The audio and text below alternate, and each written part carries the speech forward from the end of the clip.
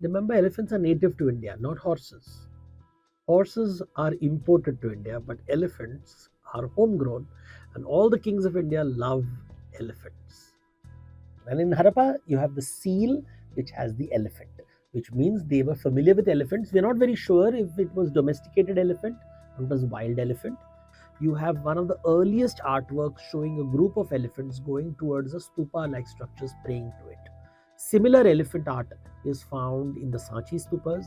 Now, the interesting thing is in Mahabharata, the Great War, the kings who have horses are always in northwest India. So they are in Madra, they are in Kekeya, they are in Trigarta, which are northwest part of India, which is now modern Punjab and Haryana. Any discussion on Indian culture is incomplete without talking about flora and fauna.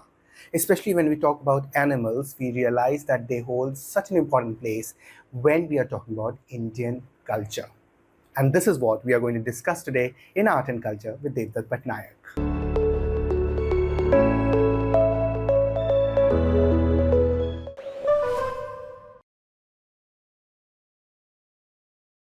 Hello everyone, I am Manas Srivastava and you're watching Art and Culture with Devdutt Pattanaik.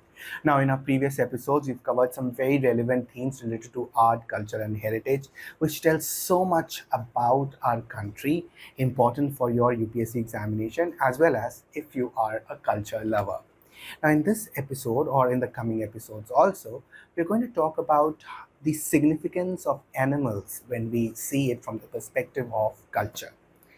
Now, animals which you will find in literary texts, you will find in art and architecture, you will also find their relevance in, say, mythology, but at the same time, how relevant they are in, say, for example, wars, diplomacy, economic role, and questions can be framed in varieties, in various forms around animals. Now, let's take, for example, elephants, and that's what we're going to talk about today with Devdutt Pattanaik.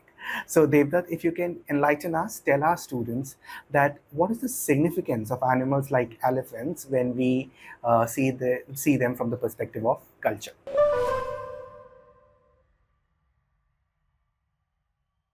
तो आज का topic क्या होगा? हाथियों के ऊपर. So today we'll talk about elephants. And I think it is important to understand elephant as a cultural symbol.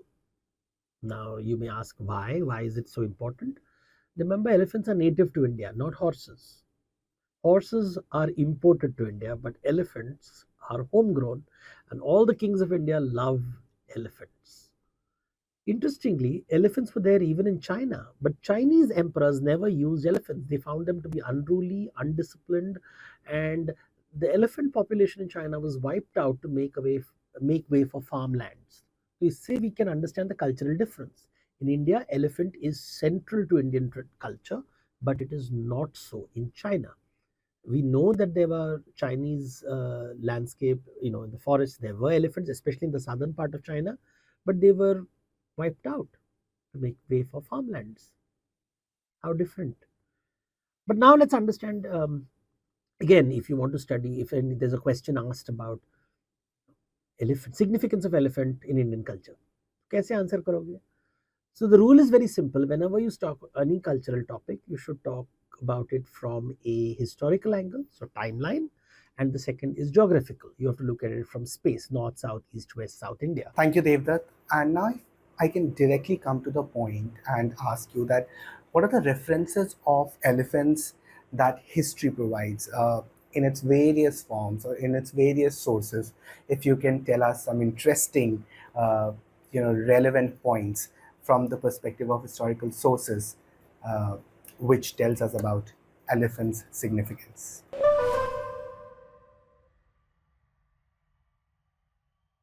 So historically, when you look at uh, the elephant, you will begin with the Harappan civilization. And in Harappa, you have the seal, which has the elephant, which means they were familiar with elephants. We're not very sure if it was domesticated elephant or it was wild elephant. We know that ivory was being used by the Harappans, but elephant was very much part of their landscape. Horses were not. Lions were not, but tigers were not. A little difference that we should keep in mind. Now, the next time you find about elephants, you find them in the Vedic scriptures, which is about 3,500 years ago. 4,500 years ago is Harappa, 3,500 years ago is Vedas, 3,000 years, 3,500 to 3,000 years, and that is when you find Hasti word being used. Now, Hasti for the Hathi, Hathi comes from Hasti. Now, look at the word Hasti, Hasta means hand. So, they're clearly looking, the Aryans who are coming to India, seeing this creature which has a trunk which is like a hand, and they call it hand, someone, a creature with a hand. So it's the only animal they've seen with a hand. So it is hasti. That is the word that is used. Now, in the Vedas, Indra is riding a chariot pulled by horses. He's not riding a elephant. But in later Puranic literature is only 1500 years old, you find the elephant uh, being ridden by Indra. So Indra has an Airavat, a white-skinned elephant with tusks. But this is a later phenomena. The early Vedas have Indra riding a chariot pulled by horses. That's a difference we must remember. Culture changes over time, and imagery therefore changes over time. Now, after the Vedic period, when you have, yes, the elephants are there, but you come to, where else do you find elephants? This is where I think we come to the historical period. You find elephants being shown in the Ashokan pillars. So, Ashokan pillars has elephants, and the Barabar caves, which were built by the Mauryans for the Ajivikas, which is in Bihar, you have one of the earliest artworks showing a group of elephants going towards a stupa like structures praying to it. Similar elephant art is found in the Sanchi stupas. Similar elephant art is found in Udaygiri and Khandagiri caves of Odisha. So these are the earliest depictions of elephants in the Mauryan period and the post-Mauryan period. The Kharavela king, which is 100 BC, Mauryan is 300 BC, you find this elephant art. Now, why is it significant? Because we know that 500 elephants were given by Chandragupta Maurya to the Indo-Greek king, to the Greek king Seleucus in a negotiated settlement between them. So Seleucus and Chandragupta came to an agreement. 500 elephants went out of India to Persia. So that's an important point to remember. So elephants have played an important part in diplomacy from 2,500 years ago, Mauryan times, 2,300 years ago, Mauryan times, 2,500 years ago. You have the Buddha. So Buddha is linked to the elephant. A wild elephant is sent to kill him by his cousin, and Buddha pacifies the elephant. Similar stories are told about Krishna. Krishna defeats the elephant sent by Kansa to kill him. So always heroes are defeating elephants. Buddha's story is around 2,500 years ago. Krishna's story, Harivamsha, is around 1800 years old. So you find a timeline difference between the two. Of course, Buddha's story, while we say 2,500 years ago, they were written, documented roughly the same time as the Ramayana and Mahabharata. Now, in both, we ask the question, once you finish the Vedas, once you finish Mauryan period and a little bit of the Buddhas, you ask in Ramayana and Mahabharata, are there elephants?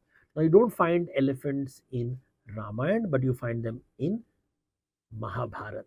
Now, the interesting thing is in Mahabharata, the Great War, the kings who have horses are always in northwest India. So they are in Madra, they are in Kekeya, they are in Trigarta, which are northwest part of India, which is now modern Punjab and Haryana.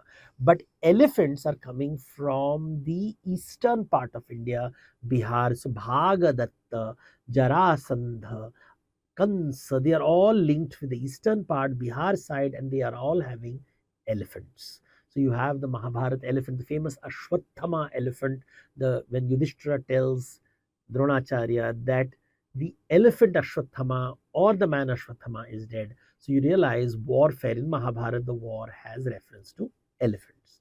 Elephants then start appearing in temple art. So in temple art, they are seen at the gates like the Hathi Gumpha caves of Udaygiri of Odisha, 100 BC. You find them in almost every temple in India has elephants. Now, elephants were very important because they could transport goods from one place to the other. They could cross rivers, they could cross mountains.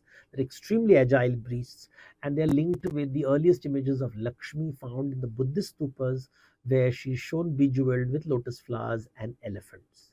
By about 1500 years ago, Ganesh images, so elephant headed god images start appearing. The earliest amongst them is found again in Udaygiri caves. These Udaygiri caves are located in Madhya Pradesh, not in Bihar.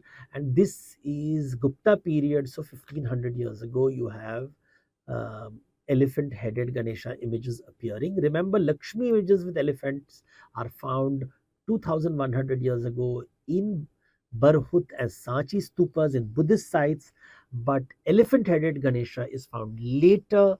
It is found 1500 years ago in uh, Udaygiri of Madhya Pradesh, and later you find elephant headed beings, not necessarily Ganesha, probably some yakshas, also found in temples and caves of Ellora and in you in caves of Ellora,